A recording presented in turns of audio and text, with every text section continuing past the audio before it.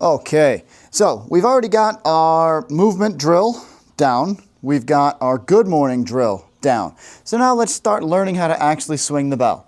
So what we're going to do first is we're going to learn how to cast. Casting the bell is literally just how do I get it off the ground and get it in tight to my body so then we can start that swing process. So for two-handed cast, I want the bell something like 2-ish feet away from me. Okay, so about there-ish. My feet should be a little bit wider than the bell, okay?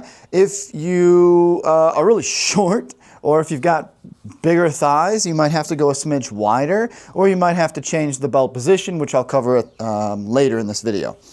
So when we're here like this, I'm going to hinge back, that same position that we were doing. Slap. Push should put me right exactly where I want to be, so that my hands just go boop, right to the bell here.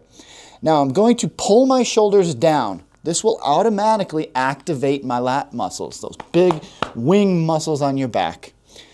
Pull it down like this. Now the bell's at this angle pointing at me, and I'm going to pull the bell up into my groin and extend my legs just a little. My chest is going to stay above my hips. At no time will I pull it down like this and be all the way down. That is not what we're looking for this drill. We're here like this, pulling in, down. So everything comes together in one motion. Here, we're just putting it right back down when we're learning how to cast the bell. This is how we'll pick the bell up every time we do our kettlebell swings, especially in the beginning. When you are learning how to do kettlebell swings, this is how we'll start every fucking time, all right? I'm never gonna pick it up in some weird way. That's how you hurt yourself. So if I'm out here like this and I try to just pick it up, look at all that opportunity for me to get hurt. Okay. When you get better at this, you might bring it here up and start your swings here. We're going to look at that later in this course. But for now, what I want, just get used to bringing it up nice and tight into your groin, into your body. Everything's connected here. So I slap, push, reach my arms out, pull the shoulders down to get the bell to angle towards me. I pop it into my groin like this. So my shoulders are still above my hips. My arms are now tucked tight into my groin. So I'm ready to do that next part to make the bell swing. But for now, down, up, down, up, down.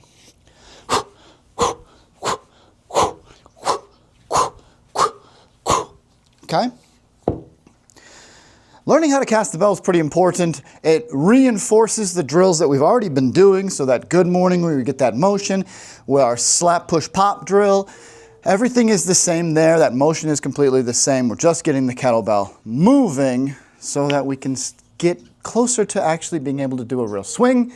If you've got a little bit bigger thighs, you might struggle getting the kettlebell with two hands in between your legs. Now, some people, you're just a little tighter here like this. You just need to widen out a little. It's no big deal, and that's an easy fix. But for some people, it's just not going to happen. You know, it's going to be really quite difficult. So what we'll do in those cases is we'll turn the bell horn forward or handle forward. So now my hands will go, one will insert, thumb forward. The other will go on top of it, thumb forward. Okay, now I can do that same thing, activate my lats here, up, down. The difference is that the corner of the bell here is going to try to really touch you in the groin. So if you really throw too hard, you may not be comfortable. It might come in a little aggressively. So just be aware of it when you go to do the drill. Keep your hand towards the back of the bell here. Will help minimize that, because if I'm here, obviously I've got all this space to try to hit me in the groin. So pull your hand back like this. Boom. Activate my lats. Up, down.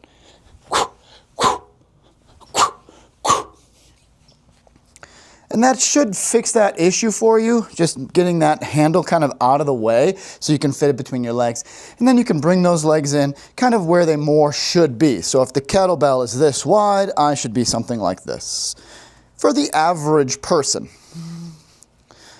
Okay, so my legs can be much tighter now. Here.